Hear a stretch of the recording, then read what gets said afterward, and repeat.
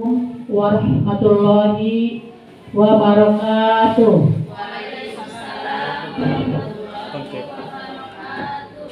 Inna hamdalillah wassalatu wassalamu ala asrofil anbiya'i wal mursalin wa ala alihi wa sahbihi ajmain.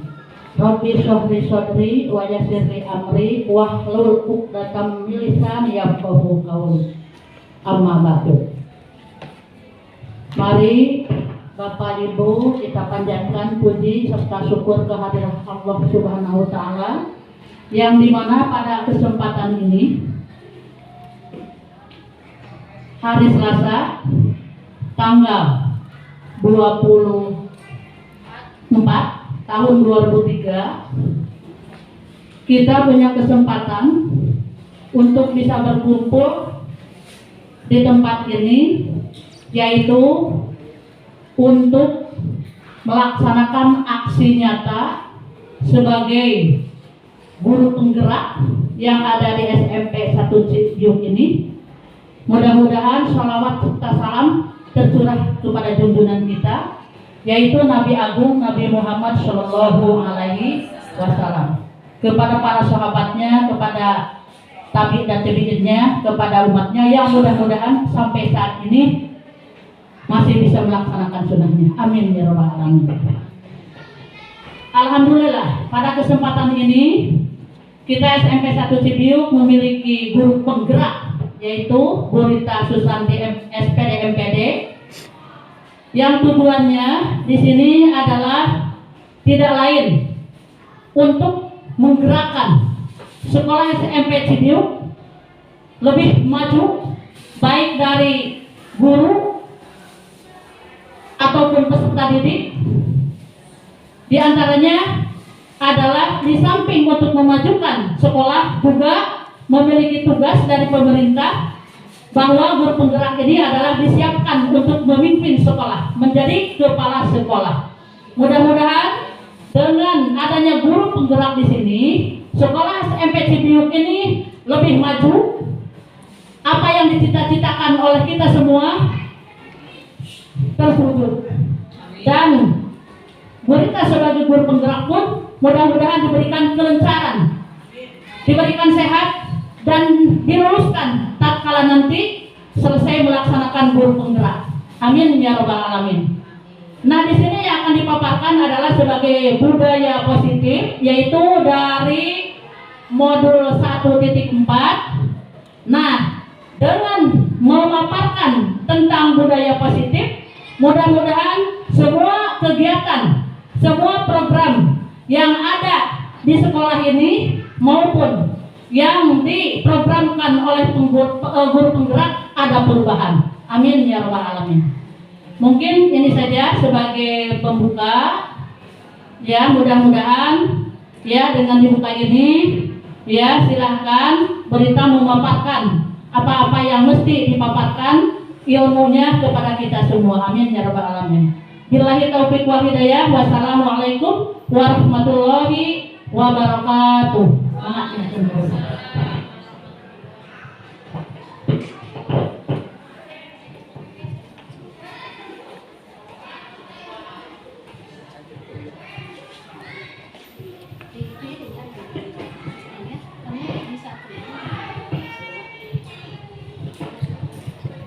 Assalamualaikum warahmatullahi wabarakatuh. Yang saya hormati Ibu Wakil Kepala Sekolah, yang saya hormati Ibu para PKS SMP Negeri 1 Cibiuk, yang saya hormati Ibu-ibu guru dan Bapak guru SMP Negeri 1 Cibiuk. Alhamdulillahirabbil alamin. Segala puji dan syukur kita ucapkan kepada Allah Subhanahu wa taala, di mana hari ini, pagi ini, Selasa tanggal 24 Januari 2023, kita bisa berkumpul di ruangan ini dengan segala keterbatasannya. Kemudian salawat beserta salam senantiasa tercurah limpahkan kepada junjungan kita yang Nabi besar Muhammad SAW. Kemudian berdirinya saya di sini bukan berarti saya itu yang lebih tahu, tidak ya Bapak Ibu. Nah, ini adalah salah satu tugas saya sebenarnya dulu di awal pendidikan guru penggerak ini di Lokakarya pertama. Itu sudah ada perjanjian dengan kepala sekolah bahwa kepala sekolah akan mendukung segala kegiatan dari guru penggerak ini. Nah, jadi sudah ada sebenarnya dari awal kenapa kok kepala sekolah itu diundang ketika Lokakarya pertama.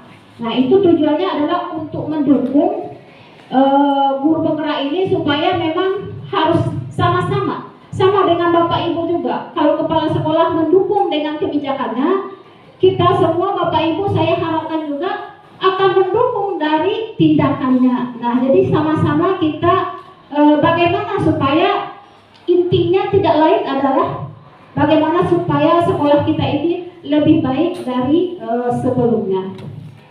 Kemudian saya memang mengharapkan sekali dukungan dari Bapak Ibu semuanya, terutama itu juga para PKS kesiswaan.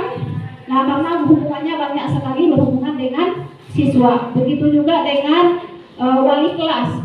Saya memang betul-betul mengharapkan dukungan penuh dari wali kelas, karena kalau tanpa dukungan Bapak Ibu semua, saya juga tidak ada artinya, ya. Jadi di aksi nyata ini imbas pemahaman dan penerapan budaya positif. Nah, kita kan kemarin itu sudah mengacu kepada Merdeka Belajar. Nah, Merdeka Belajar ini bagaimana sekolah itu ramah anak. Nah, bagaimana sekolah itu berpihak kepada murid. Nah, jadi tetap saja yang inti dari permasalahan kita adalah murid. Nah, bagaimana lingkungan di sekolah kita terbentuk lingkungan yang positif agar budaya positif itu karena merupakan suatu proses perjalanan pendidikan yang memang harus kita jalani, karena merupakan tanggung jawab kita sebagai seorang pendidik. Nah, sebagai seorang pemimpin pembelajaran. Nah, selama seseorang merasakan tekanan-tekanan dari lingkungannya, maka proses pembelajaran akan sulit terjadi. Nah, pendidik di sini diharapkan bisa menghilangkan atau mencabut gangguan-gangguan yang menghalangi proses perkembangan potensi murid tersebut. Nah, jadi kita di sini adalah bagaimana supaya lingkungan ini, anak-anak itu bahagia berada di lingkungan ini. Jadi kita semua itu tujuannya dan arah pendidikan guru penggerak ini adalah ke anak, dan kita hanya sebenarnya sebagai fasilitator, ya. Guru itu hanya sebagai fasilitator yang mengarahkan anak-anak supaya potensinya itu timbul. Nah, jadi kita itu adalah guru-guru yang memang mengarahkan saja. Mereka itu sendiri sebenarnya, ya.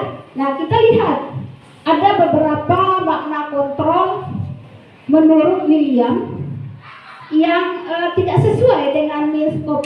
Ada yang harus diluruskan tentang Miskopi, mana kontrol kita terhadap siswa tersebut. Adanya ilusi guru mengontrol murid, kemudian ilusi bahwa semua penguatan positif efektif dan bermanfaat, ilusi bahwa kritik dan membuat orang merasa bersalah itu dapat menguatkan karakter, dan ilusi bahwa orang dewasa memiliki hak untuk memaksa. Nah, ini yang harus diluruskan berdasarkan penelitian yang dilakukan oleh Dr. William. Nah, ilusi guru mengontrol murid ini pada dasarnya kita sebagai guru itu tidak bisa memaksakan kehendak kita kepada seorang siswa. Itu pada dasarnya, ya.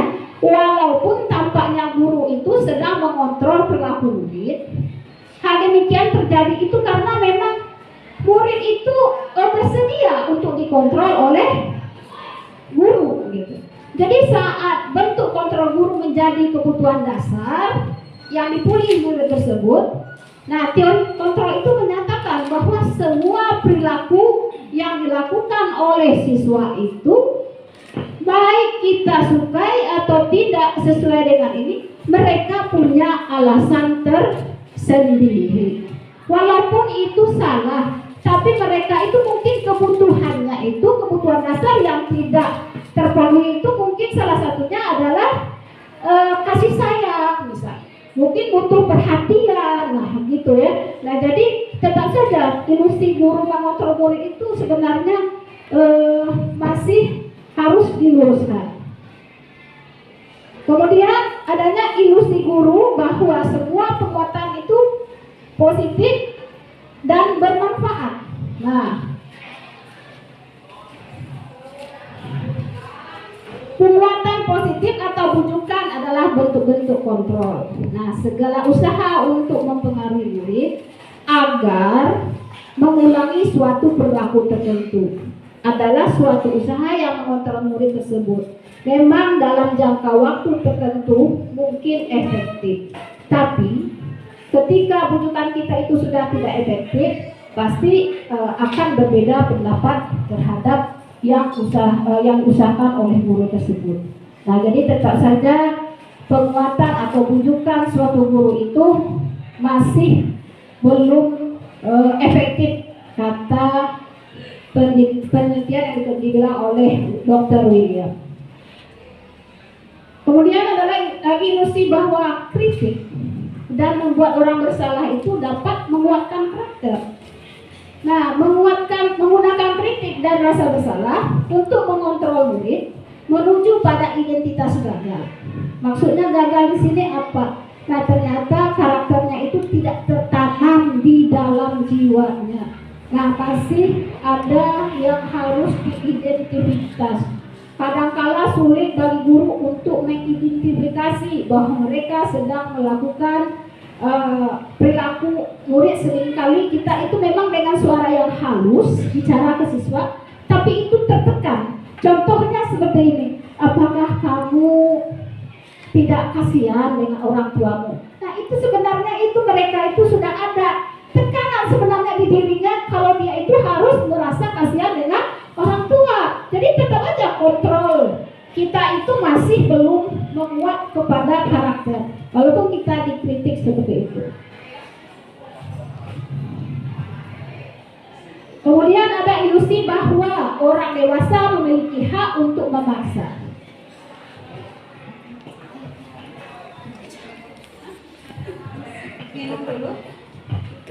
Nah, ilusi bahwa orang dewasa memiliki hak untuk memaksa. Nah, memang ini memang kita lakukan ya Bapak Ibu, saya sendiri melakukannya karena memang banyak kita orang dewasa ini memaksakan kehendak kepada seorang siswa. Nah, terkadang memang waktu itu mungkin efektif, anak itu mengikuti kita, tapi ada nanti akan tercipta hubungan permusuhan, akan terbentuk. Kenapa kok tercipta hubungan permusuhan? Karena anak itu dongkol ke kita. Ketika kita bicara, pokoknya kamu harus mengikuti ini. Nah, tidak ada alasan tertentu dan tidak memberi kesempatan anak untuk menjawab dan membela dirinya. Nah, jadi nanti akan ada permusuhan, dan saya sendiri sudah melakukannya gitu ya. Memang kan sudah 20 tahun pengalaman, memang banyak sekali hal-hal yang memang dilakukan itu ternyata siswanya tidak efektif dalam mengontrol siswa itu sendiri. Nah, kata Stephen, bila kita ingin membuat kemajuan, perlahan sedikit-sedikit ubahlah sikap atau perilaku kita. Namun bila kita ingin memperbaiki cara-cara utama kita, maka kita perlu mengubah kerangka acuan kita. Ubahlah bagaimana Anda melihat dunia, bagaimana Anda berpikir tentang manusia. Ubahlah paradigma Anda, skema pemahaman dan penjelasan aspek-aspek tertentu tentang realita. Realita itu berarti kenyataan yang ada. Nah, kenapa kita harus ada disiplin positif? Kenapa tujuan dari disiplin positif itu adalah menanamkan motivasi pada murid-murid kita, yaitu untuk menjadi orang yang mereka inginkan dan menghargai diri sendiri dengan nilai-nilai yang mereka percaya. Nah, jadi motivasi yang ada di dalam dirinya yang harus kita munculkan sebenarnya. Nah, dia tahu kalau misalnya berpakaian tidak rapi itu atau tidak sesuai dengan peraturan, apa efek sampingnya, apa konsekuensinya, apa ininya, dan kenapa harus seragam. Nah, kita juga harus bilang kenapa harus seragam. Nah, itu sudah ada ya beberapa anak yang bertanya ke saya, Ibu, kenapa sepatunya harus warna ini, kenapa baju ini harus seperti ini. Nah, ya kita jawablah sesuai dengan keadaan. Nah, bagaimanapun yang namanya peraturan memang harus ada. Ketika peraturan itu tidak ada, nah ini dimana Ki Hajar Dewantara menyatakan bahwa di mana ada kemerdekaan, disitulah harus ada disiplin yang kuat. Sungguh pun disiplin itu bersifat self-disiplin, yaitu diri kita sendiri yang mewajibkan kita untuk sekeras-kerasnya. Tetapi itu sama saja, sebab jikalau kita tidak cakap melakukan disiplin diri, berarti wajib pengusaha lain mendisiplinkan diri kita. Dan peraturan demikian itu memang harus ada di dalam suasana yang merdeka. Nah, merdeka di sini bukan berarti kita bebas sebebas-bebasnya, tapi kita merdeka juga bagaimana harus menghargai orang lain, bagaimana harus menghormati orang lain. Nah, jadi di sini merdekanya itu kalau bagus, disiplin itu berasalnya dari diri sendiri, yaitu unsur intrinsik, motivasinya. Nah, jadi tidak mengharapkan apa-apa. Nilai kebijakan universal itu, nilai-nilai kebijakan itu adalah sifat-sifat positif manusia yang merupakan tujuan mulia yang ingin dicapai setiap individu. Ini sudah kita pelajari dulu ketika pengawas. Ini ketika pengawas itu kesini dulu ada tentang profil pelajar Pancasila TEA, itu kan kita sudah ada sosialisasi ya Bapak Ibu. Nah, semuanya itu sudah ada. Ini salah satu nilai-nilai kebijakan profil universal itu adalah beriman dan bertakwa kepada Tuhan yang Maha Esa, berkebinekaan global, bergotong royong, mandiri dan kreatif serta bernalar kritis. Di sini saya tidak akan memperpanjang masalah profil Pancasila itu, kemudian karena sudah diajarkan terlebih dahulu oleh pengawas. Nah, jadi ini kita memang bagaimanapun juga, walaupun kurikulum kita adalah kurikulum 2013, sekarang yang dilaksanakan tetap saja kita akan mengacu kepada kurikulum merdeka. Karena tahun depan insya Allah kurikulum merdeka itu sudah akan dilaksanakan di sekolah kita. Nah, jadi kita memang harus siap-siap. Bagaimanapun harus ada persiapan, ya Bapak Ibu. Nah, di sini nih, ketika seseorang melakukan motivasi, ada 3 sebenarnya motivasi seseorang itu berlaku ya melaksanakannya. Yang pertama itu adalah untuk menghindari ketidaknyamanan atau hukuman. Nah, ada siswa yang berlaku, yang penting mah semua tidak ada masalah, aku tidak dihukum, yang penting aku mah mengikuti semua aturan itu. Tapi sebenarnya dia itu tidak nyaman karena belum lagi berasal dari dalam diri sendiri.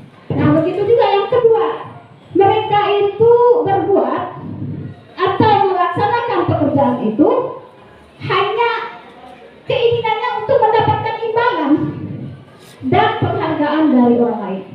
Ada ya motivasi yang seperti itu. Baik siswa juga kita sebagai manusia memang ada hal-hal seperti itu, karena memang 3 motivasi perilaku manusia itu. Yang pertama menghindari ketidaknyamanan atau hukuman, untuk mendapatkan imbalan dan penghargaan dari orang lain. Kemudian yang ketiga itu adalah, nah ini yang paling baik daripada perilaku seseorang itu adalah untuk menjadi orang yang mereka inginkan dan menghargai diri sendiri dengan nilai-nilai yang mereka percayai. Nah, yang ketiga ini perilaku manusia ini sudah kepada motivasi intrinsik, motivasi yang ada di dalam diri. Nah, tidak mau tahu, yang penting saya kan mengerjakan tugas saya kerjakan. Tidak perlu orang akan baik menilai, tidak perlu ada imbalan, tidak perlu ada penghargaan. Yang penting saya mengerjakan ini, mau dikasih mau tidak terserah. Nah, itulah unsur yang paling tinggi motivasi daripada seorang manusia. Begitu juga dengan anak-anak. Nah, kalau anak-anak sudah ada motivasi intrinsiknya, dia tidak akan mengharapkan apa-apa lagi. Itu di kelas 9B, karena sudah tertanam ya, saya juga sudah pernah ke sana bicara, sudah tertanam bagaimana supaya bersih terus. Kalian itu tidak mendapatkan penghargaan, kenapa lagi? Udah Bu, kan ini sudah biasa kita lakukan. Nah, berarti sudah bisa tertanam di dalam dirinya bahwa bersih itu memang harus dilaksanakan.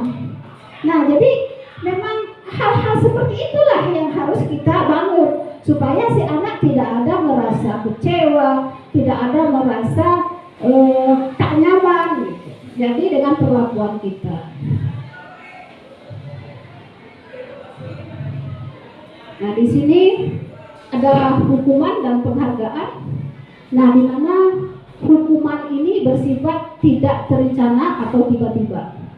Anak dan murid itu tidak tahu apa yang akan terjadi dan tidak dilibatkan. Kemudian hukuman itu bersifat satu arah dan pihak guru yang memberikan, dan murid hanya menerima suatu hukuman tanpa melalui suatu kesepakatan atau pengarahan dari pihak guru, baik sebelum atau sesudah. Jadi hukuman itu diberikan itu tidak ada kompromi terlebih dahulu antara guru dan siswa. Tidak ada konsekuensi terlebih dahulu antara siswa. Jadi hukuman itu secara tiba-tiba kita lakukan. Dan itu juga saya pribadi sudah pernah memberikan, tapi memang akibatnya itu ke diri kita kembali ya. Contoh, saya itu pernah bawa kendaraan. Nah, kendaraan saya itu dibocor ya, dibocorkan. Jadi kita itu kadang memang perilaku kita kalau bisa dirubah ya kita rubah pelan-pelan.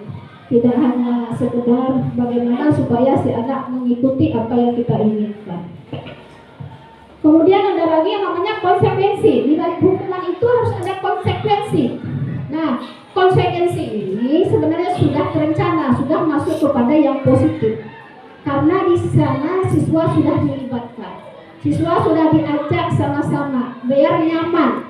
Tapi tetap saja dalam jangka waktu pendek itu tidak nyaman bagi mereka. Karena mereka itu kalau konsekuensi itu tetap saja harus mengikuti, dan aturan itu harus lebih. Misalnya Bu Haji itu kalau seandainya konsekuensi siswa dilarang bawa HP, konsekuensinya apa? Apakah itu sudah sama-sama dibicarakan dengan siswa atau sudah ada kesepakatan antara siswa? Tapi tetap saja kan kalau siswa tetap merasa kalau dia itu merasa kurang nyaman dengan hal seperti itu. Contoh juga ketika siswa disuruh menghafal Al-Quran, misalnya ya, ada kan dia berdiri di sini.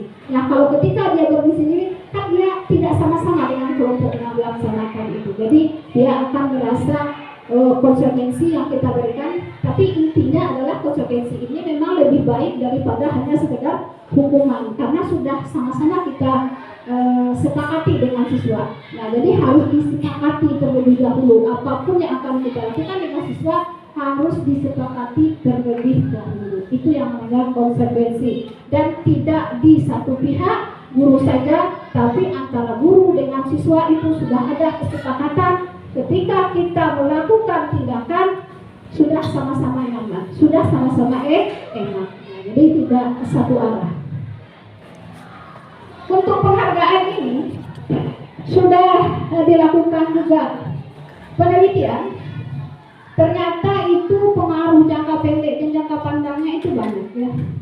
Begitu juga katanya penghargaan ternyata tidak efektif. Penghargaan itu merusak hubungan. Penghargaan itu mengurangi ketepatan. Penghargaan itu menurunkan kualitas. Dan penghargaan itu mematikan kreativitas. Serta penghargaan itu ternyata menghukum.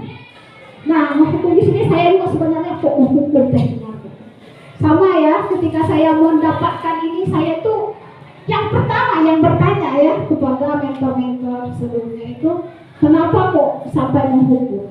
Ternyata yang kita hargai itu hanya satu orang, yang lain tidak dapat penghargaan, itu mereka merasa dihukum dengan yang kita berikan kepada satu orang itu saja.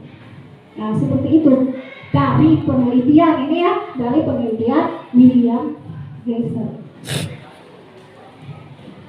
Nah, ini dia kata Alif Kon. Saat kita berulang kali menjanjikan hadiah kepada anak-anak agar berperilaku bertanggung jawab, atau kepada seorang murid agar mempelajari sesuatu yang baru, atau kepada seorang karyawan agar melakukan pekerjaan yang berkualitas, itu kita sedang berasumsi mereka tidak dapat melakukannya, atau mereka itu tidak akan memilih untuk melakukannya.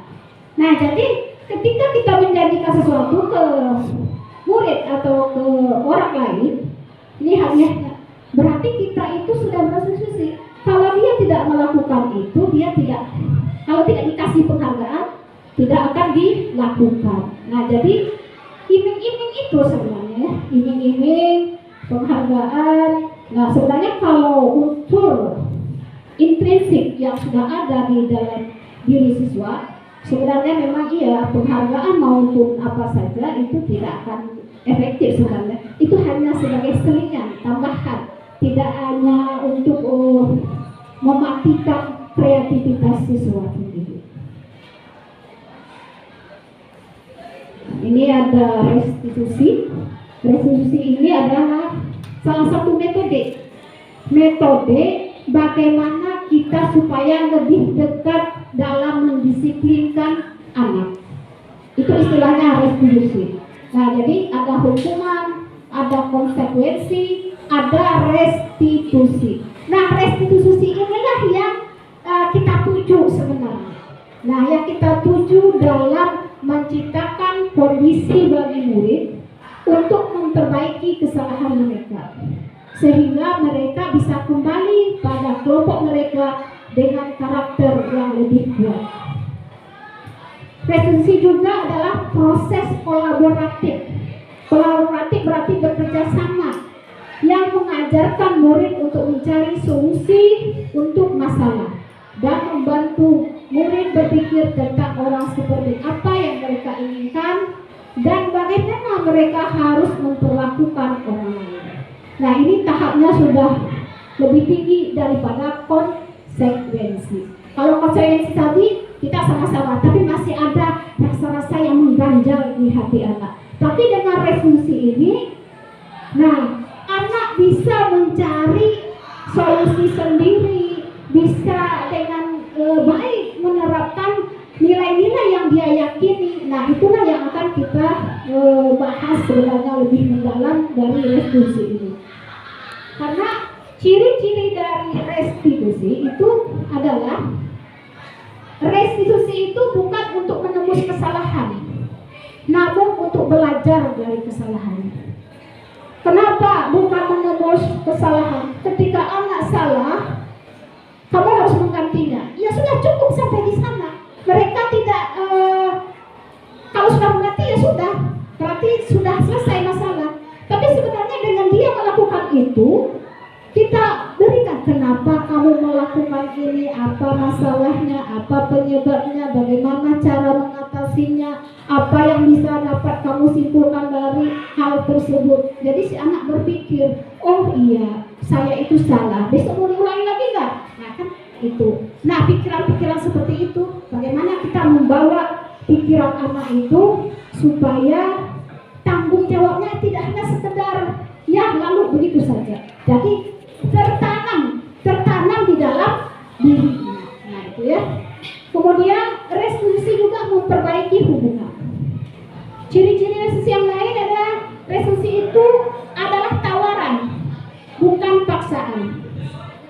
Kemudian resolusi itu menuntun untuk melihat ke dalam diri.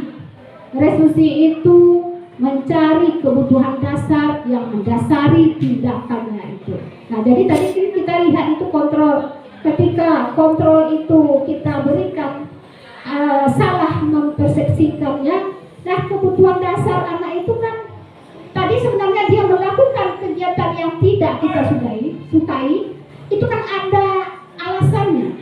Ada kenapa dia melakukan itu. Nah, itu untuk memenuhi kebutuhan dasar yang dilakukan oleh tindakannya itu.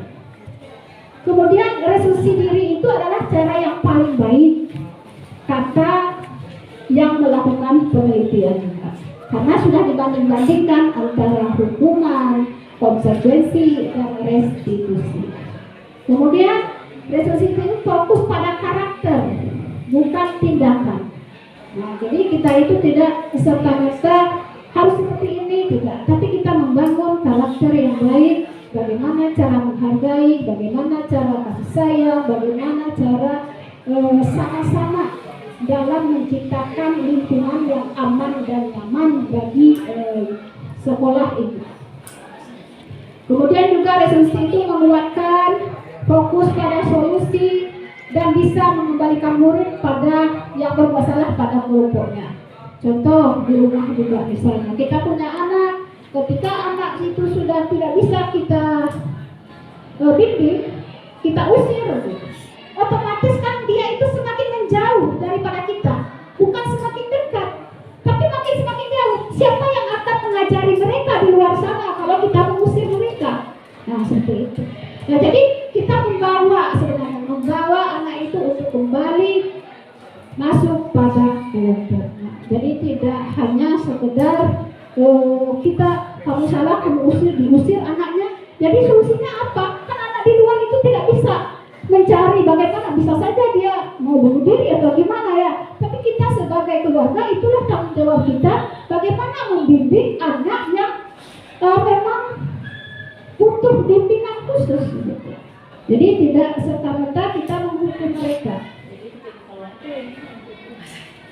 Apa maksudnya? Jadi murid yang bersalah kan jangan dulu dihukum. Iya. Jadi ada sesuatu tindakan yang harus punya tahap-tahapan. Nah, jadi jangan saya itu bukannya apa? Saya itu pindah ke bawah Bapak Ibu, bukannya tenang saya di bawah. Setiap hari itu anak laporan ke saya di bawah. Saya gini, saya ini, saya ini. Banyak sekali laporan yang saya terima ketika saya berada di bawah itu. Memang kan saya tujuannya pindah ke bawah itu supaya lebih tenang, supaya lebih fokus.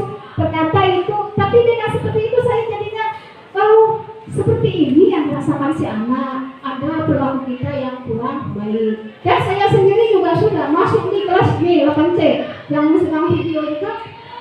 Saya mau jam kos. Nah, jam kos teh. Ibu kan ada terus, jadi saya mau jam kos. Nah, jam kosong itu berarti kita mungkin salah satunya kita memberikan hal yang kurang meyakinkan mereka, sehingga mereka mau jam kosong. Kemudian saya meyakinkan mereka bahwa tanggung jawab kita itu tidak hanya di dunia, tapi tanggung jawab kita adalah sampai nanti ke akhirat nanti. Makanya keyakinan kelas ini perlu dibentuk.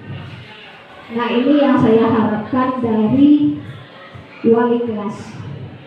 Dari wali kelas, keyakinan kelas itu sama-sama disepakati, sama-sama dituliskan, sama-sama dilakukan. Nah, apa namanya nilai-nilai yang tertanam dalam siswa itu, apakah menghargai, apakah kasih sayang dengan dia, atau bagaimana. Nah, itu yang harus kita sama-sama dengan siswa membuatnya.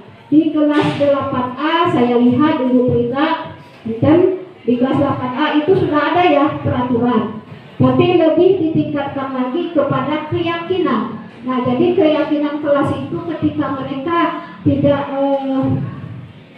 mengerjakannya, tidak sesuai dengan keyakinan kelas, nah mereka itu akan berpikir, oh ya saya salah. Nah, jadi mereka akan mencoba kesalahan itu tidak dilakukan berulang. Nah, jadi dia keyakinan ini seperti apa ya? Ada sesuatu yang kita genggam, misalnya musisi menggenggam sesuatu kertas di tangannya. Datang mau tutik, disuruh buka. Musisi mau nggak buka yang ada di genggaman musisi? Tergantung yang ini adalah sesuatu di genggamnya itu yang betul-betul berharga bagi Bu Siti. Apakah Bu Siti itu mau membuka genggaman tangan Bu Siti ketika Bu Siti menyuruh membukanya? Nah itu, begitu keyakinan itu ibaratnya. Jadi genggaman tangan itu tentu kita genggam erat, itu keyakinan kita tidak akan mengasihi orang lain. Itu keyakinan kita. Nah inilah keyakinan yang harus kita bangun dari anak-anak didik kita.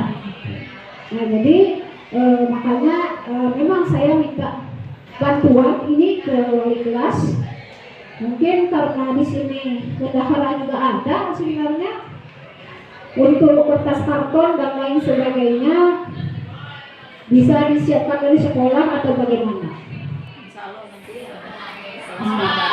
Nah, jadi biar anak-anak terbiasa. Saya sudah sebenarnya yang mencoba keyakinan kelas di kelas 8A dengan 8C. Cuman mereka waktu itu masih belum semuanya, belum terfokus. Nah, jadi keyakinan kelas mereka hanya baru sekedar menghargai kasih sayang. Nah, untuk misalnya tugas-tugas yang lain itu belum masuk. Jadi untuk pelajaran itu belum mereka. Yang penting keyakinan saya, Bu, itu memang sih kan kita semua tahu ya bagaimana di sana. Tapi mereka itu yang ditulis semua umumnya kan saya masing-masing kasih kartu bekas.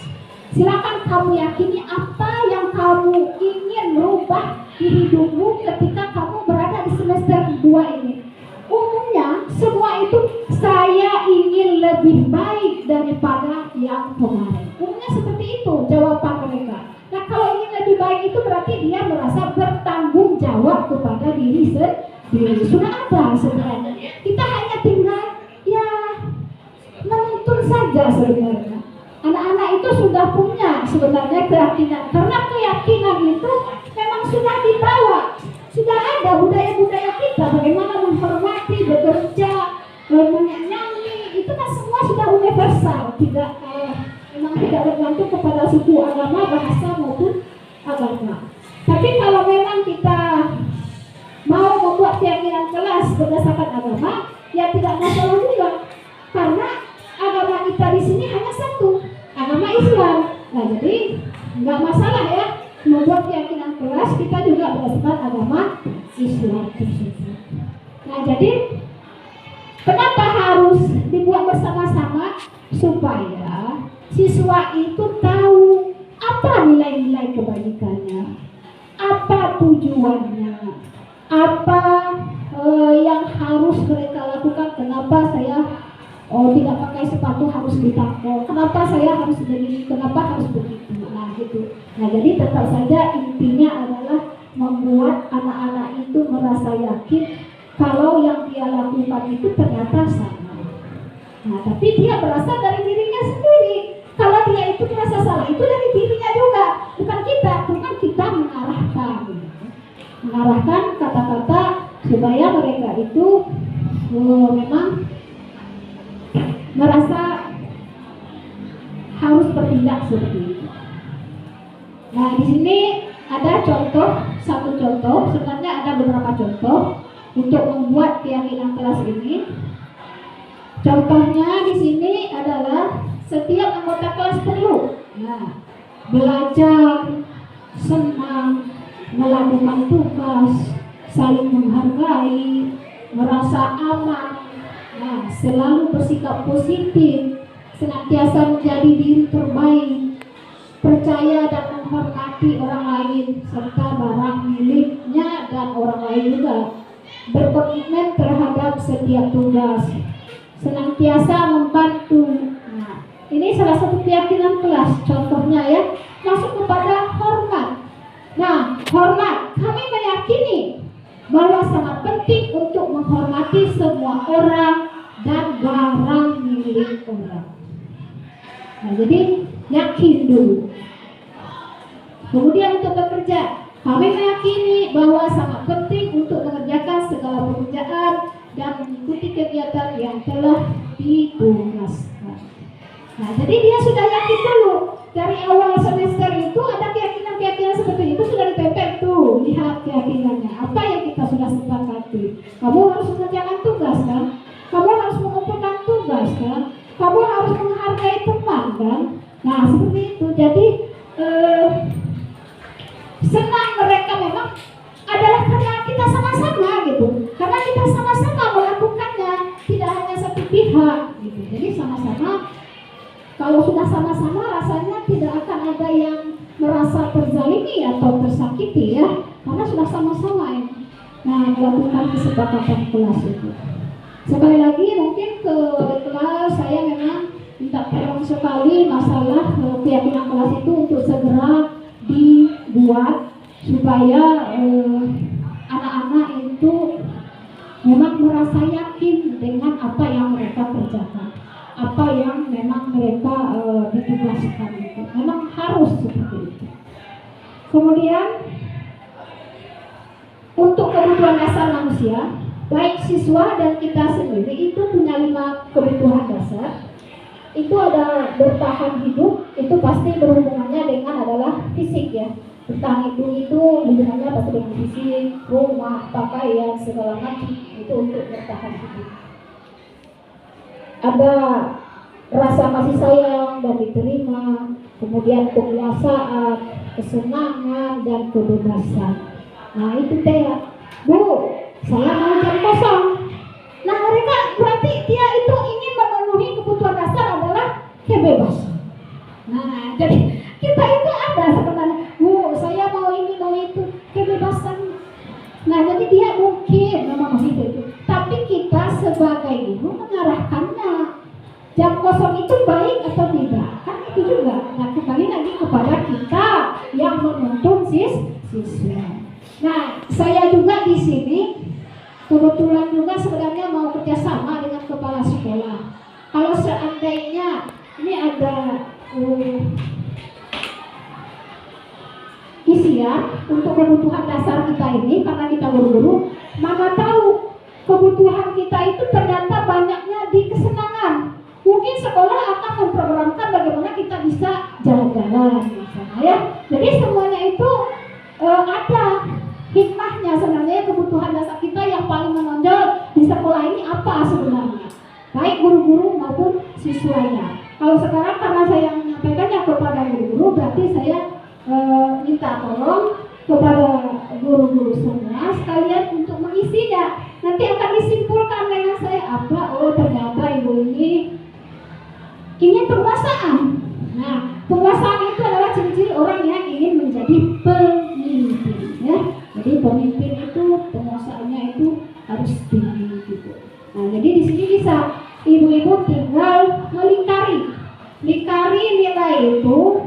Bapak ibu maunya yang mana, tergantung ya, kesenangan, kebebasan, kekuasaan, kasih sayang dan rasa diterima, tergantung kepada diri kita masing-masing. Supaya nanti mudah-mudahan kedepannya kalau memang ada kepala sekolah baru yang hal-hal seperti ini, saya kan sudah bilang, sudah ada komitmen sebelumnya bahwa gerakan guru penggerak itu harus didukung oleh kepala sekolah ya. Jadi mudah-mudahan juga saya mohon maaf itu ya, kalau ada apa-apa saya tuh minta lah supaya kan semuanya. Kemudian yang berfokus ke siswa ya, kenapa siswa harus dilibatkan? Karena memang kalau siswa tidak dilibatkan berarti mereka itu merasa sebenarnya tidak kita hargai. Nah, ketika kemarin kita ikut, saya sudah coba program guru untuk berempati bersama-sama dengan siswa. Sebenarnya siswa itu merasa bahagia loh kalau ketika menyambut teman-temannya. Ya sama-sama cipika-cipiki ya pagi-pagi itu kan bahagia itu. Sebenarnya kita hal-hal yang merasa sedikit walaupun kita itu berbuat tidak banyak, sedikit-sedikit itu bisa kita tumbuhkan ya. Jadi kita sama-sama lah bagaimana supaya sekolah kita ada perubahan yang lebih lebih bagus ke depannya. Karena kita semua juga pasti ada keterbatasan, ada kekurangan, semua itu makanya kita harus bersama-sama dalam meningkatkan dan melayani siswa kita di sini. Nah, Bapak Ibu, ini saya minta bantuan walaupun materinya masih banyak ini ya, masih ada berapa buah lagi. Cuma ini tolong diisi terlebih dahulu biar ada tekniknya ya, tinggal saya ada tinggal baliknya.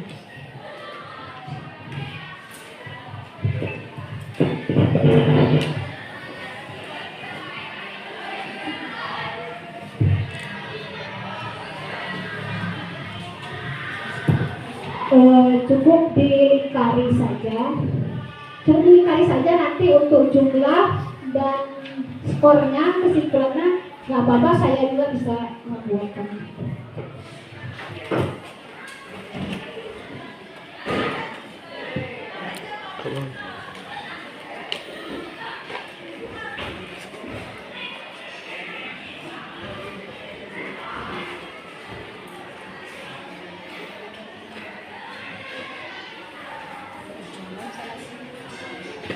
Bisa.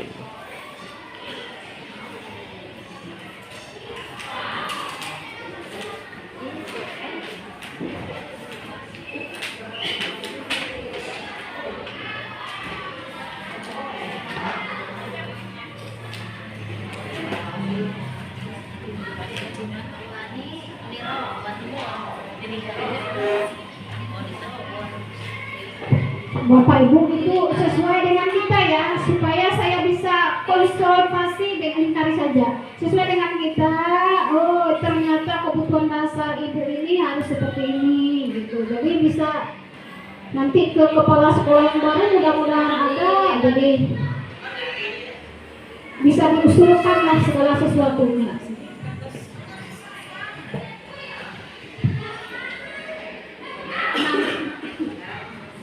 Nama Bapak Ibu itu jangan lupa ya, ada nama di atasnya. Ini Pak Eka sudah, Pak Eka ada Pak?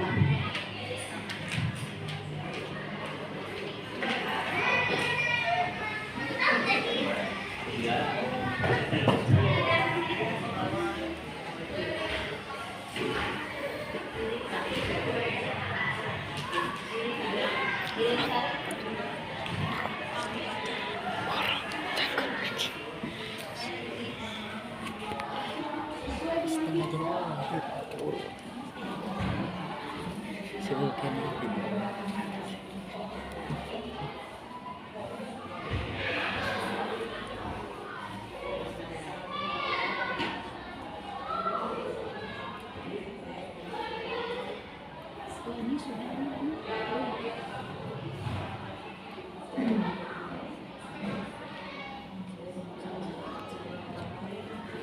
Bang.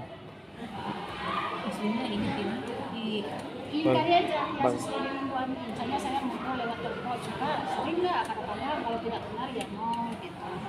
Ini sangat sering, kalau sering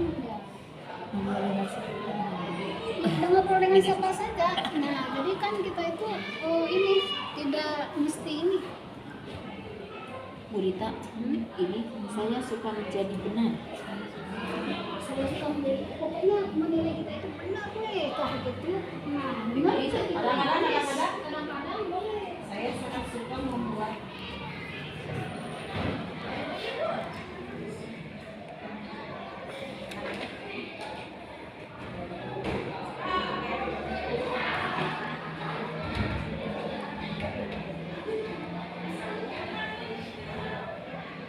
Jika tidak suka sesuatu, Apa Bu? jika tidak suka sesuatu berjalan tidak sesuai dengan saya. Nomor berapa? Saya tidak suka. Nomor 20, sih. 20, jika tidak suka sesuatu berjalan tidak sesuai. Nah, saya sebenarnya itu ya, bukan jika ya. Saya itu tidak suka kalau sesuatu itu tidak berjalan sesuai dengan yang saya rencanakan. Kan kadang ada juga yang kadang-kadang ada yang sesuai itu kan sesuai lah, yang penting lah terserah orang, ya kan gitu ya. Tapi kalau yang sangat benar itu 5. Jadi nanti akan kelihatan kebutuhan dasar manusia itu. Saya tidak Berarti saya tidak suka perubahan. Nah, Tidak itu benar, berarti sangat benar. ya, ya. Alis, Berarti tidak benar itu. saya tidak suka perubahan. Saya pernah ditulis. Saya tidak suka perubahan. Memang tidak suka mungkin perubahan. Suka. Nah, kalau suka berarti suka sekali benar. Saya ingin pulang kerja atau saya latih suka, tapi ini dia kenyataan.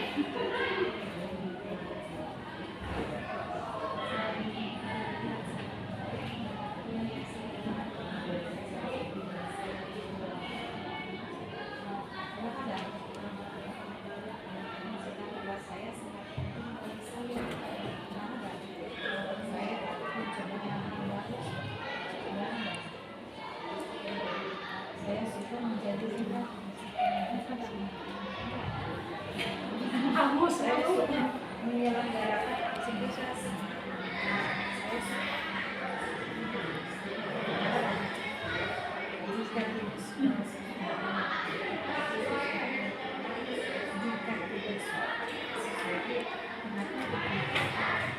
Cerita orang berpikir saya bodoh atau tidak sesuai dengan saya berpikir saya bodoh.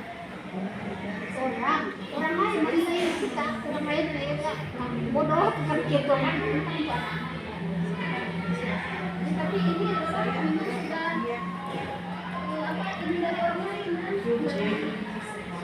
Jadi ini namanya dia.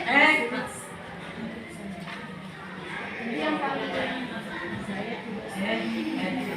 namanya Bapak Ibu jangan lupa.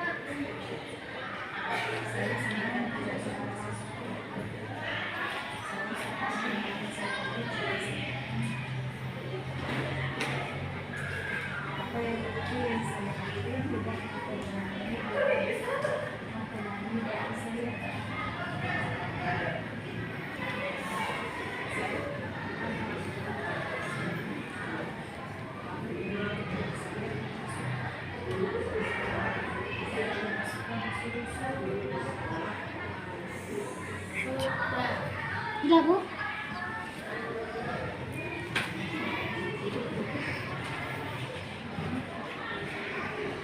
Ini terus belum. Cerita berapa?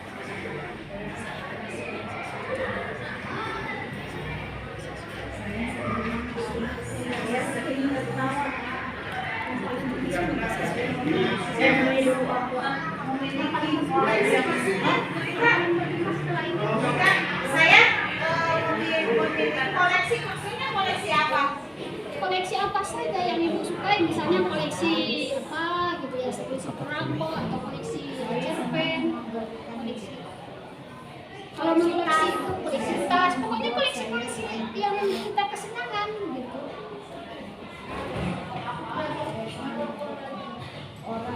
Haji, koleksi kadang-kadang orang berpikir saya bodoh. Padahal suka koleksi.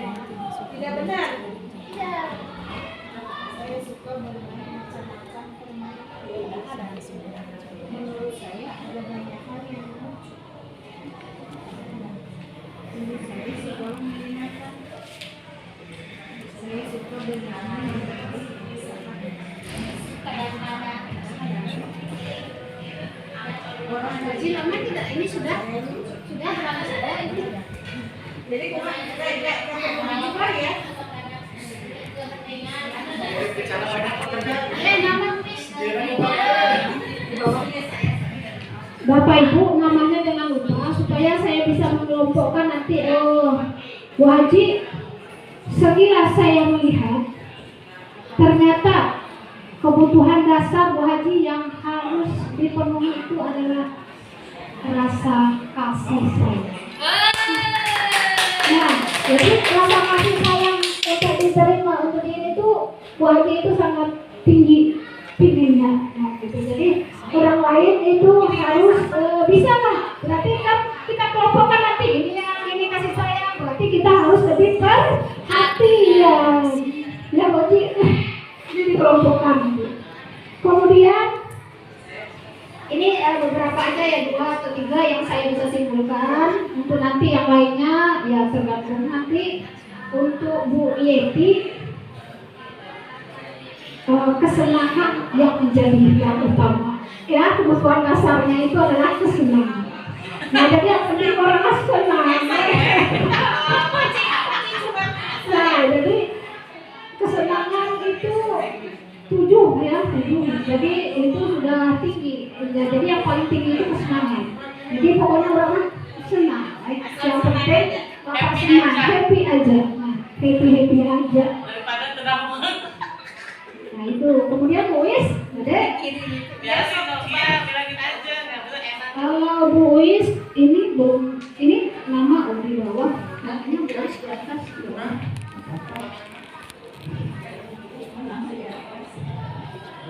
Nah, kalau Muis mah 5 menit.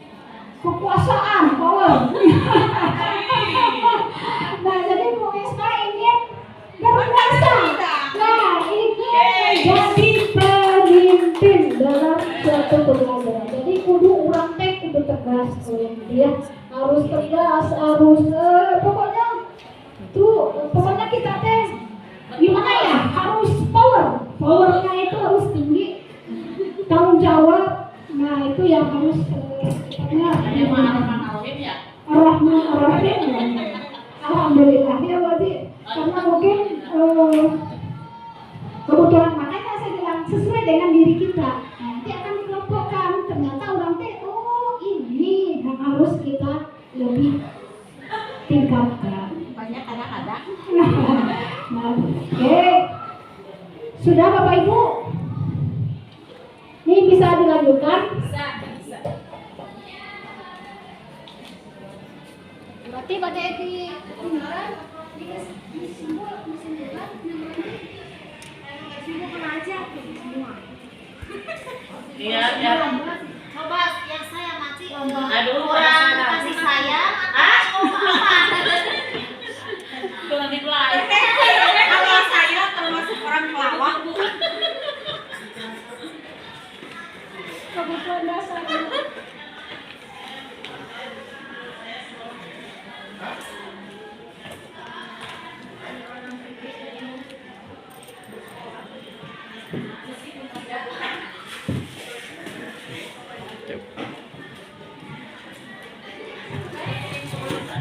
Nanti bisa saya simpulkan, semuanya mungkin Bapak Ibu juga ingin mendengar ya apa yang menjadi kebutuhan dasarnya. Kalau cuman ini materinya masih banyak, jadi nanti aja pas kalau sudah banyak waktu nanti saya akan kasihkan kesempatan. Karena materi yang ini lebih intinya dari yang tadi itu hanya pembukaan sebenarnya. Kalau Ibu Tuti karena baru mengumpulkan langsung kelihatan itu di pingin bebasnya. Kebebasan. Orang teh pingin bebas. Merdeka. Tanpa ada paksaan, tanpa ada embel-embel, tanpa ada imbalan dakwah, pingin bebas. Pokoknya bebas lah. Nah, nanti untuk yang lain nanti saya simpulkan. Ternyata kebutuhan dasarnya harus dipenuhi. Kalau bisa kita sama-sama omongin, nanti akan dikelompokkan supaya orang sama-sama merangkul satu dengan yang lainnya. Nah ini kenapa saya bilang, Bu, ini disinilah 5 posisi kontrol dari seorang guru. 5 posisi kontrol yang pertama itu adalah penghukum. Nah, untuk penghukum ini, nada suaranya itu, bahasa tubuhnya, matanya itu melotot, jari-jarinya menunjuk-nunjuk. Nah itu ciri-ciri penghukum. Kita itu kontrol kita itu pada penghukum. Kamu, patuhi aturan saya atau awas. Nah kan itu sering ya, saya juga seperti itu sering gitu. Patuhi aturan saya atau awas. Nah itu kontrol guru yang bersifat penghukum. Dia negatif, masuk kepada negatif. Pasti selalu saja yang menjadi terakhir selesai. Nah kita itu sudah menghukum siswa dengan menjustis dia yang terakhir. selesainya.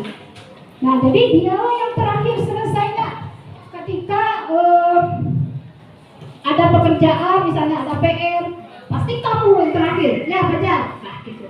Nah, jadi ibu selaku ibu itu melakukan hukuman. Kemudian ada yang membuat merasa bersalah. Membuat merasa bersalah itu, nah ini yang agak lebih dalam sebenarnya dari hukuman. Kalau hukuman sudah yang kita tuju, udah.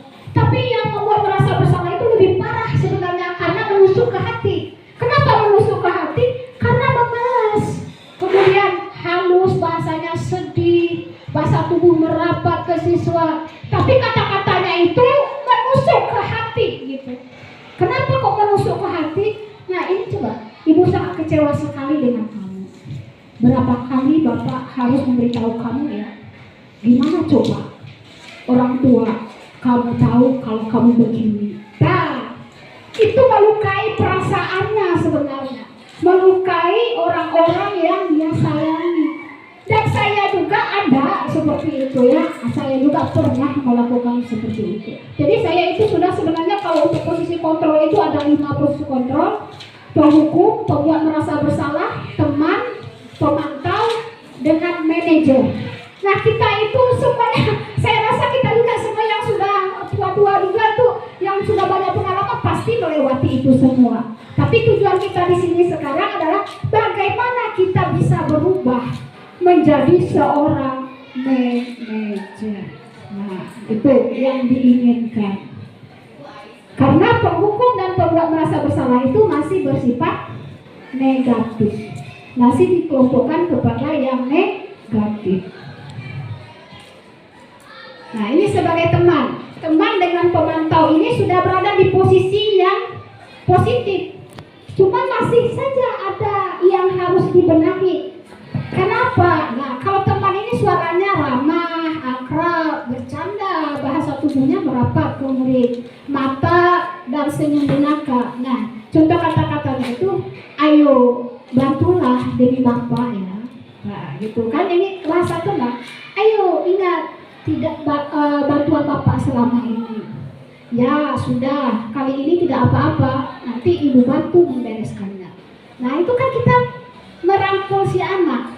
Itu sudah positif Bapak Ibu, sudah bagus. Cuma masih ada sesuatu ketika orang lain tidak berfungsi sebagai teman, anak itu tidak mau mengikuti guru itu. Nah jadi yang mau diikutinya hanya kita saja sebagai temannya.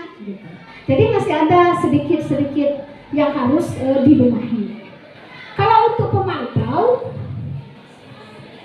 nada suaranya itu datar, bahasa tubuhnya formal, dan contoh kata-katanya itu, ayo peraturannya apa? Apa yang telah kamu lakukan? Nah, sanksi atau konsekuensinya apa? Nah ini saya rasa Bu Haji itu sering ya Bu Haji ya? Sering sekali menjadi pemantau di sini. Apa konsekuensinya? Kamu ini di mana? Sudah ini belum? Nah itu sudah bagus, sudah masuk kepada ring yang positif. Tapi masih ada hal-hal yang harus lebih di atas lagi gitu. Masih dalam tahap keempatnya. Nah ini yang kita mau tuju sebenarnya. Sebagai kontrol kita, guru itu sebagai manajer. Nah manajer di sini apa? Nada suara kita itu tulus. Bahasa tubuh itu tidak kaku atau tidak dibuat-buat loh. Kemudian mendekat ke murid. Manajer itu adalah posisi di mana guru berbuat sesuatu bersama dengan murid, mempersilahkan murid mempertanggungjawabkan perilakunya, mendukung murid agar menemukan solusi atas permasalahannya sendiri. Di manajer itu, murid diajak untuk menganalisis kebutuhan dirinya sendiri maupun kebutuhan orang lain. Nah, itu tadi kan keyakinan kelas itu sudah kita buat. Nah, jadi ketika anak melanggar, nah kita bisa apa yang sudah kita yakini. Nah, mereka kan berpikir, sehingga mereka akan berpikir, oh iya, saya itu tidak perlu ya harus mengerjakan tugas, harus gini. Kan sudah ada di keyakinan kelas tadi. Jadi apa yang kamu yakini? Apa yang sudah kita yakini? Apakah kamu meyakininya nilai-nilai yang kita tanamkan itu? Nah, jadi bahasanya bahasa merasa seperti itu. Nah, jadi si murid itu diajak bagaimana supaya dia memperbaiki kelakuannya yang tidak bagus tersebut. Dia mencari solusi sendiri. Nah, jadi dia mencari solusi sendiri, dia yang tapi dengan tetap arahan kita. Murid juga tidak akan bisa berpikir panjang ketika gurunya tidak mengarahkan. Ya sama-sama sebenarnya. Nah, jadi sama-sama dengan murid mencari solusinya. Contoh kemarin saya juga sudah diperankan ada melakukan video bersama Ropi, itu kelas 8A juga. Kalau ketika dia melakukan kesalahan ditanyakan ke dia, bagaimana menurut kamu, apakah kamu merasa bersalah?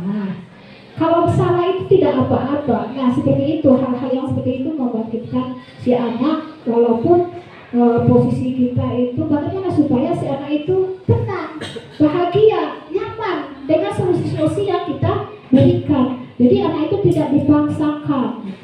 Memang ini butuh kerjasama yang luar biasa ya Bu Haji. Apalagi kesiswaan ini betul-betul kerjasamanya luar biasa.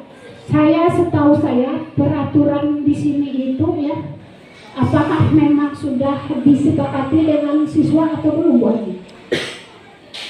Yang jelas kan tata tertib itu disepakati di depan siswa tatkala awal tahun ajaran. Ya, tapi kan kita belum ya, tidak sekarang ini. Nah, jadi tidak diskutis orang itu.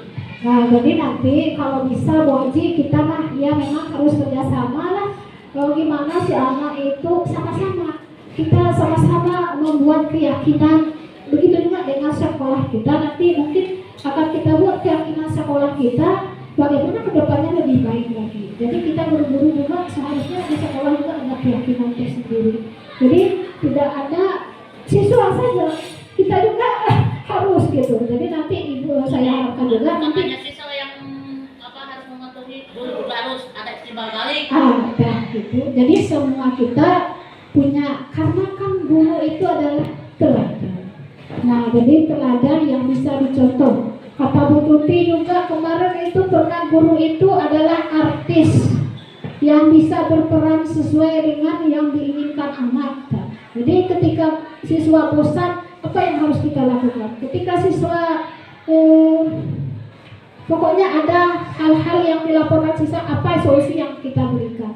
Nah, jadi kita harus ada motivasi-motivasi seperti itu ke siswa supaya siswa itu merasa tidak terabaikan. Nah, ketika dia bicara ke kita, ini seperti ini. Nah, kita layani saja. Kita layani aja dengan sepenuh hati. Biar kenapa kok sepatunya harus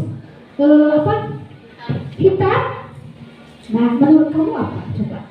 Nah, bisa seperti ini ya, menurut kamu apa? Tapi sebelumnya sebenarnya itu dibilang dulu. Kenapa harus hitam? Itu yang pertama tentu menjaga kebersihan.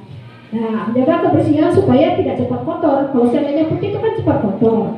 Kemudian untuk keseragaman kita, kemudian disiplin kita, kemudian juga sebenarnya di sana itu ada toleransi sebenarnya. Kita itu membuat kesepakatan itu ada toleransi, kita seragam harus itu ada toleransi. Kenapa ada toleransi masuk di sana? Karena itu antara siswa yang satu dengan siswa yang lain itu kan ekonominya tidak sama. Kalau bisa saja kan orang yang kaya itu sepatunya setiap hari ganti-ganti warna lagi kan gitu. Nah, jadi kalau kita hitamkan semua, berarti di sana ada toleransi kita untuk yang tidak punya juga. Nah, kalau tidak punya itu, kalau yang hitam itu kalau nggak salah harganya itu 35. Paling ini bisa ada ya. Nah, jadi sama-sama. Nah, jadi kenapa kita membuat peraturan itu?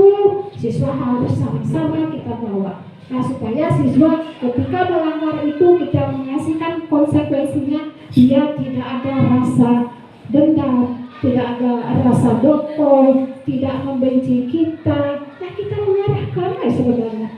Memang sulit, tapi memang kan saya sudah bilang 5 posisi kontrol itu baik sebagai penghukum, sebagai teman, sebagai pembuat merasa bersalah, pemantau dan manajer, itu insya Allah memang sudah dilalui, sudah dicoba-coba, tapi menuju proses manajer yang sesungguhnya. Karena kan kita juga manusia ya, terkadang emosi kita waktu itu melayani anak itu Terkadang bahasa kita kasar ke anak gitu. Jadi, seperti itu. Jadi kita semua tetap saja harus mengontrol diri kita sebagai seorang pendidik. Jadi tetap kembali lagi ke kita. Dan siswa memang bagaimana juga kan, bagaimana gurunya sebenarnya. Siswa itu bagaimana gurunya sebenarnya, bukan bagaimana dia sebenarnya. Tapi kalau kita arahkan, dia akan lebih merasa dihargai. Nah, di sini segitiga restitusi yang kami kenalkan itu, sebenarnya saya rasa sudah sebenarnya baik Ibu Dian, Bu Yanti atau Bu Haji, Bu Tuti yang sudah senior itu sudah melakukan menstabilkan identitas terlebih dahulu ketika anak itu berbuat salah. Ya Bu lah ya. Pasti distabilkan dulu identitasnya. Apa kalimat yang bisa kita stabilkan identitasnya itu? Mungkin bahasanya baru sekarang kita tahu, tapi sebenarnya kita sudah mengerjakannya sebenarnya. Cuma bahasanya biasalah, bahasa sama kurikulum ini. Bahasa CP jadi TP, silabus jadi CP kan gitu ya. Jadi bahasanya sebenarnya yang kita baru mengenal mungkin. Karena saya juga baru mengenal segitiga restitusi ini. Apa saja langkah-langkahnya itu menstabilkan identitas. Kalimat untuk menstabilkan identitas itu memang akan agak ini ke siswanya. Berbuat salah itu tidak apa-apa. Berbuat salah itu tidak apa-apa, manusiawi, karena tidak ada manusia yang sempurna. Saya juga pernah melakukan kesalahan seperti itu. Kita bisa menyelesaikan masalah ini. Bapak Ibu tidak tertarik mencari siapa yang salah, tapi Bapak Ibu itu hanya ingin mencari solusi dari permasalahan ini. Kamu berhak merasa begitu, kan karena ada anak yang bersalah itu ada rasa di wajahnya itu tidak enak ya. Kamu berhak merasa seperti itu. Jadi tetap saja ada langkah-langkah bagaimana kita cara menyelesaikan permasalahan yang ada pada anak. Jadi tidak langsung tidak langsung dihukum. Jadi ada langkah-langkahnya. Kemudian langkah yang kedua itu harus divalidasi tindakan yang salah tersebut. Bagaimana memvalidasinya? Padahal kamu bisa melakukan yang lebih buruk dari ini ya. Kamu pasti punya alasan mengapa melakukan hal itu. Kamu patut bangga pada dirinya sendiri karena kamu telah melindungi sesuatu yang penting buatmu. Kamu boleh mempertahankan sikap itu, tapi kamu harus menambahkan sikap yang baru. Ini adalah kata-kata untuk validasi tindakan yang salah. Jadi ada langkah-langkah dalam menyelesaikan segitiga restitusi ini. Jadi mulai dari tindakan dia, bagaimana identitasnya, kemudian validasi yang salah. Kemudian yang ketiga itu adalah menanyakan keyakinannya.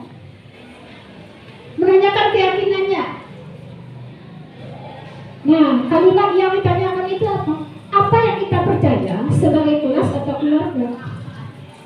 Yakin tak dia itu memang salah? Yakin tak dia itu salah? Dan yakin tidak dia itu mau memperbaiki kesalahannya? Kemudian setelah itu apa nilai-nilai umum yang telah kita sepakati? Apa bayangan kita tentang kelas yang ideal? Kamu mau jadi orang yang seperti apa nantinya? Jadi tetap saja langkah-langkah untuk keyakinan itu memunculkan motivasi diri ini bukanlah hal yang kecil ya. Harus memang betul-betul dalam Islam itu ikhlas memang. Ya, harus ikhlas bagaimana membimbing anak, bagaimana bertanggung jawab. Keikhlasan itu yang utama sebenarnya bagi kita sebagai seorang pendidik dan meyakinkan keyakinan yang anak didik kita yakini. Ini terakhir, pendidikan itu adalah senjata yang paling ampuh yang bisa Anda gunakan untuk mengubah dunia.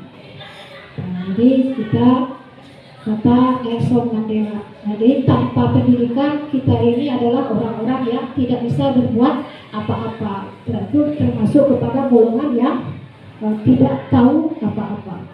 Kemudian juga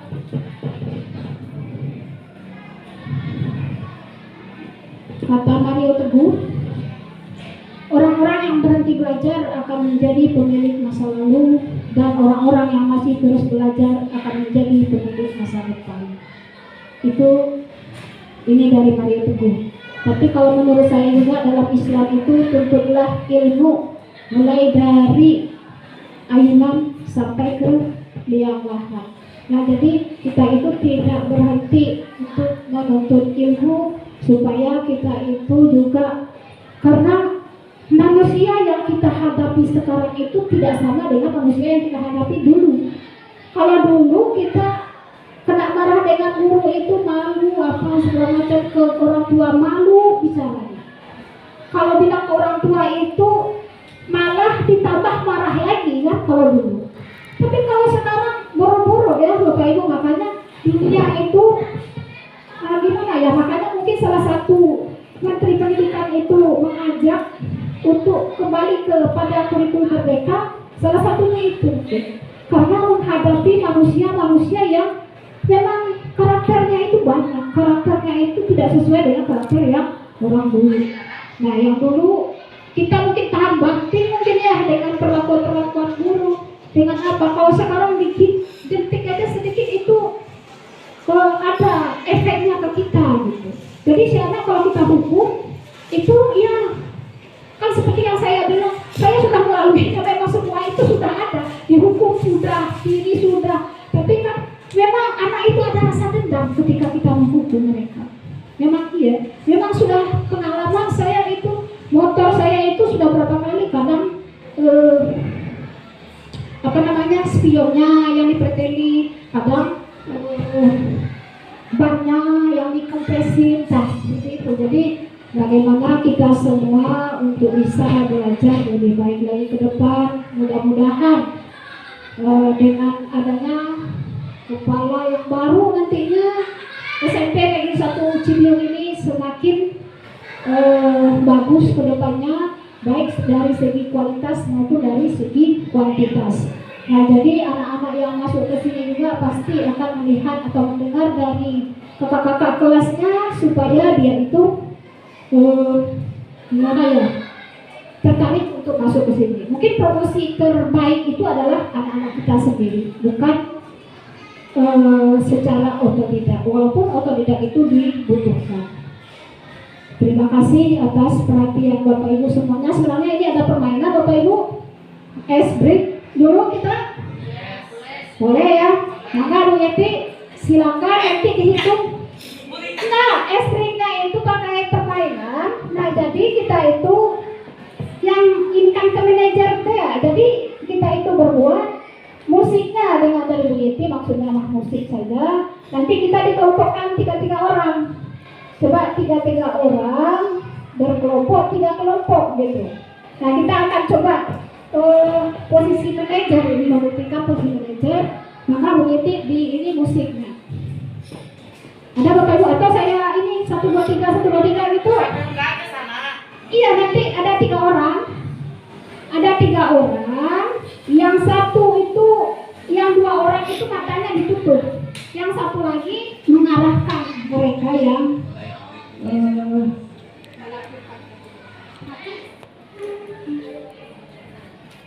dibagi Bapak Ibu, kita bisa 3 orang. Enggak, kalau tanpa ini maka kita sudah dewasa ya. Tidak seperti anak-anak. Jadi maka 3 1 3 3. Jadi 3 Nah, satu ini 3 di sini, 3 di sini. Ya, nanti akan saya ingatkan. Ya,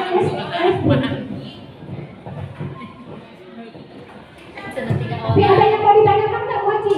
Ada yang mau ditanyakan? Ya, ini alat untuk kita. Ternyata ya setelah dipaparkan oleh Ibu Pemula masih banyak gitu ya. Yang harus kita yang harus belajar ini bagaimana menghadapi anak itu yang harusnya supaya anak itu bertumbuh menjadi anak yang memiliki akhlak yang baik, memiliki ilmu yang luas. Nah itu, bagaimana caranya itu supaya kita itu bersemangat untuk menghadapi anak. Ya, cara kita bagaimana supaya bersemangat menghadapi anak. Nah, intinya itu kembali lagi ke motivasi dalam diri kita sendiri sebenarnya. Kalau kita punya motivasi intrinsik, tidak perlu dilihat orang lain, tidak perlu disanjung dengan atasan. Ketika kita memecahkan masalah anak itu, ya kita memang berada di posisi yang betul-betul ikhlas. Lillahi ta'ala. Jadi ketika kita melayani anak, itu kita itu ya sudah sepenuhnya. Jadi anak juga akan sepenuhnya mendengarkan kita dan insya Allah akan mengikuti. Gitu. Terlebih lagi memang teladan kita yang utama sebagai seorang guru. Nah, jadi kalau tidak ada teladan yang harus diikutinya, maka kita harus mengikuti. Jadi tidak ada contoh, tidak ada contoh yang harus diteladani. Berarti kita, ya itu dia, ya nggak apa-apa. Yang penting kan intinya hati kita itu betul-betul tidak ada apa-apanya. Pokoknya hanya ibadah lillahi. Mudah-mudahan Kita belajar itu, ya bukan cari duit gitu ya. bukan cari duit, bukan cari apa, duit Duit itu itu kan masuk sudah. di belakang. Nah, kita itu kan kewajiban kita mengajar itu kan sudah dibayar dengan benar. Ya kan? Kita itu sudah. Ketika ada anak yang bermasalah, ini cerita. Ketika ada anak bermasalah, ya kita hadapi dengan lapang dada, itu maksudnya. Bukan berarti kita tidak digaji. Gitu. Jadi menghadapi anak itu dengan lapang dada, dengan jangan menyalahkan saja kita deh. Kita itu juga harus introspeksi diri. Itu. Dan saya juga sebenarnya jauh sekali dari benarnya ya, banyak kesalahan-kesalahan saya juga banyak sekali. Terkadang mulut saya tidak bisa ditahan, emosi tidak bisa ditahan. Ya pelan-pelan kita perbaiki bersama, gitu ya. Bisa Bapak Ibu? Bisa? Insya Allah kita sama-sama, karena kalau tidak sama-sama ya kita ini nggak akan terwujud juga apa-apa yang kita cita-citakan. Udah tiga, ayo Bapak Ibu tiga. Mana musik? Ke depan tidak, sini aja. Di mana berdiri? Boleh depan aja. Ya di sini aja bertiga. Oke. Ini tiga. Maka ini nanti di sana Dapat res. Nah, ini mengarahkan yang tentang bagaimana kita sebagai seorang yang memang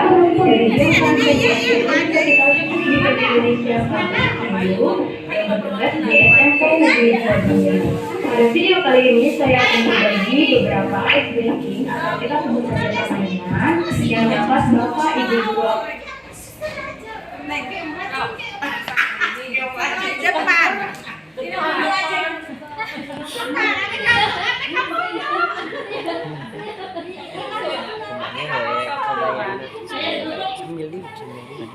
Untuk mata.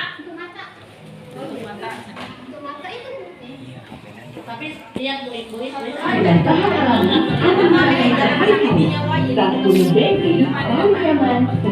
lagi di sini siapa?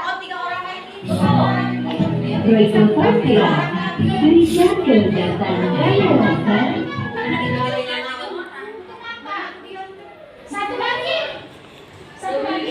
Saya udah Gurita ditutup. Nah, musiknya yang benar tuh berarti. Nah, ini tutup matanya. Ini dulu. Jangan dulu tutup matanya dulu. Ini saya bisa. Terus Bu Yanti, nah enggak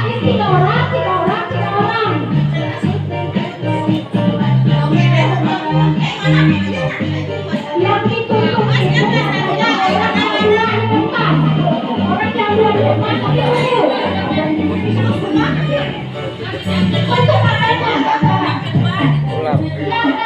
Karena gitu di awal. Dia yang orang Nanti di orang itu tidak boleh berkata-kata, hanya mengarahkan.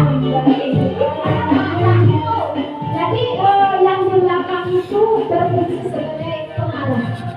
Nah yang di depan itu mengambil bola yang sama warnanya. Ibu gunakan di tangannya yang sama warnanya ya.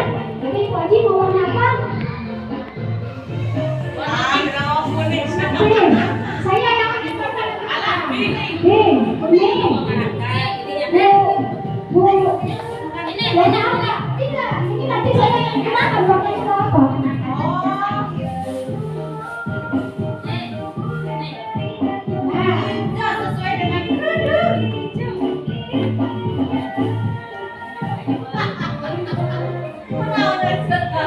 Pemerintah itu boleh. Ini saya nyebarkan. Saya yang nyebarkan nanti. Saya yang nyebarkan.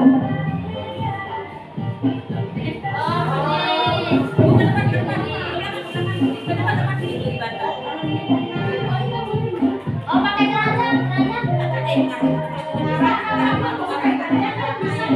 Aku yang ambil.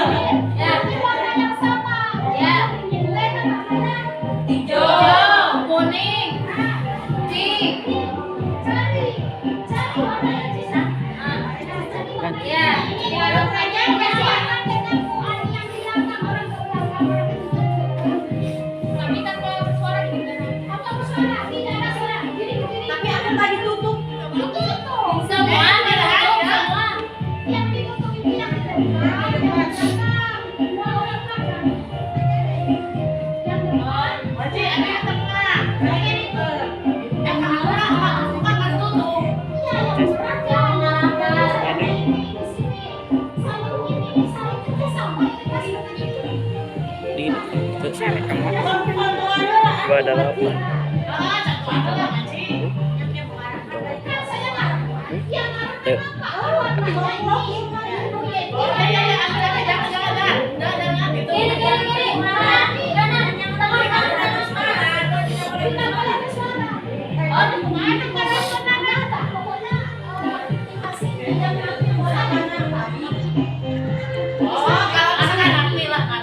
Kalau saya enggak itu Jangan yang itu. Nanti tidak ada suara apa-apa. Kalau saya suruh itu mana-mana saya merasakan itu. Posisi itu ada di mana? Di sini disebarkan. Oh, disebarkan. Oh, ini dari yang di belakang kita. Kalau keluar di bawah nanti kita Kalau dia sesuai warna, itu sesuai warna. Gila, pegang. Iya. Jangan minta aku sama Bu Ismi berdua. Aku sendiri. Ini kan ketiga. Yang itu tuh. Satu aja lah. Oh, oh, Oh iya. Bukan saya yang ngambil. Belok. Oh ya. aku ambil mas saya sendiri. Kalau dia kalau udah diambil itu belakang kan. Orang kamar nengankeun. Yang ini ditahan aja. Kan ada tiga. Kan ada tiga. Ada tiga. Kalau tiga bisa dipegang. Iya, kalau tiga saja Bisa, bisa loh. Iya, iya. Ya. Ana BH. Kuning, kuning. Hijau.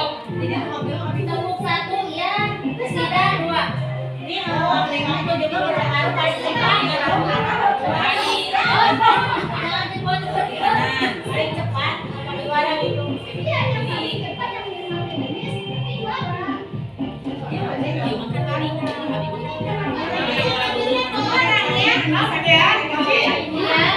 Nah, yang ambilnya dua orang yang Satu orang jadi yang depan, yang ambil yang depan.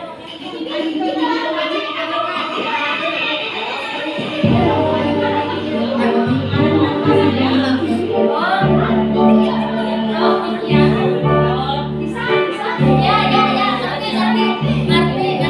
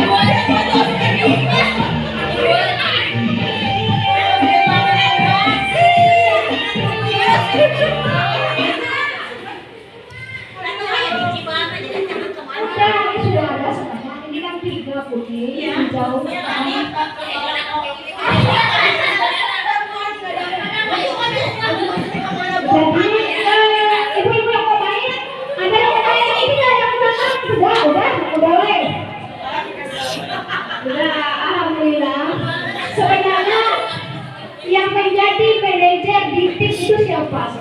Orang berapa? Orang yang ketiga. Kemudian sukses dan tidaknya itu tergantung kepada apa? Kerjasama. Tapi diarahkan oleh strateginya bagaimana, kemudian diarahkan oleh siapa? Manajer. Nah, jadi apapun yang kita lakukan, kalau mau sukses, manajer tertinggi itu yang mengarahkan kita untuk bisa sama-sama sukses. Nah, jadi kerjasama yang baik itulah sehingga menimbulkan kesuksesan. Nah, jadi sebaik apapun bawahan, sebisa apapun kekuatan bawahan, yang menentukan memang penguasa, manajer.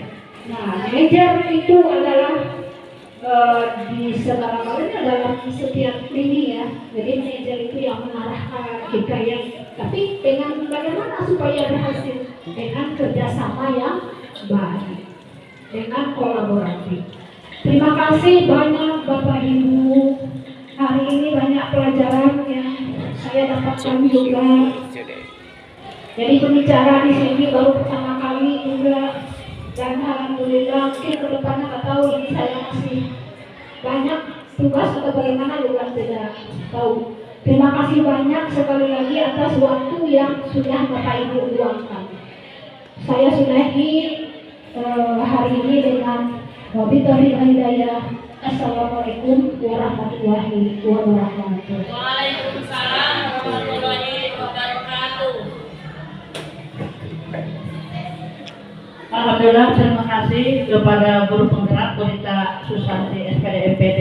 Ternyata kita sebagai guru, terutama yang sudah lama ya mengajar, saya ternyata banyak kekurangan untuk menghadapi anak, belum sempurna untuk menjadikan anak-anak yang memiliki ilmu yang luas, akhlak yang baik. Maka untuk itu terima kasih, mudah-mudahan materi ini bisa diterapkan oleh kita kepada anak-anak menjadi yang terbaik ya, di antara yang baik. Assalamualaikum warahmatullahi wabarakatuh.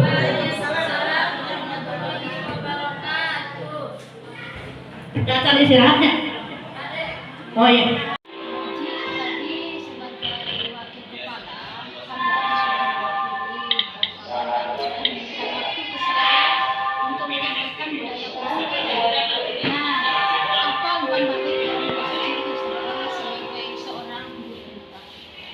Terima kasih kepada guru penggerak, terutama Bonita yang sudah siap untuk menjadi guru penggerak di SPDB 1 ini. Mudah-mudahan diikuti oleh guru-guru yang lain, terutama yang muda-muda ya. Karena ternyata setelah belajar tentang guru penggerak yang sudah dipaparkan oleh Bonita barusan, ilmunya sangat banyak, dan ternyata saya pribadi yang sudah lama mengajar di sini masih banyak kekurangan yang harus diperbaiki untuk lebih sempurna menghadapi anak-anak didik kita.